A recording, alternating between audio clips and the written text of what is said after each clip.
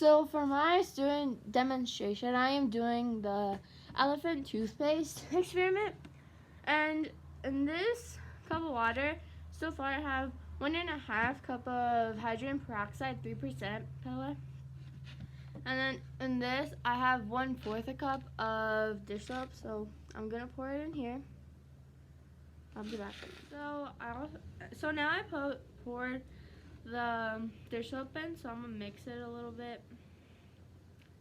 So now I have yeast and water in here. So I'm just gonna go mix it up. Now I have the yeast mixed up.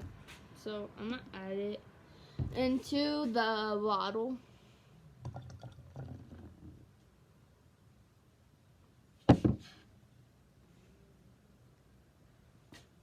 And so that's pretty much. So this is what happens after you get it. And I also filled the sides up, like some of the sides with food coloring, so it would give that like look. Also, thanks to my dad for like letting me use his garage and make a mess on his table. So yeah.